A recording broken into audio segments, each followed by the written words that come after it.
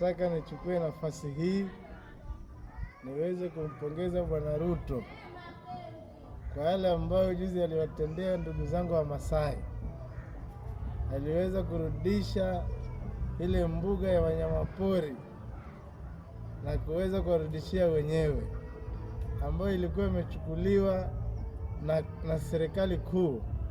Sasa hivi tunashukuru zaidi kwa kuona kwamba mbuga ile ya wanyamapori imerudishiwa jamii ya Masai. Nasema pongezi Bwana Ruto, na tuzidi kushika mkono jamii ya Masai. Wako na furaha mingi zaidi na wanasema Mwenyezi Mungu akubariki sana.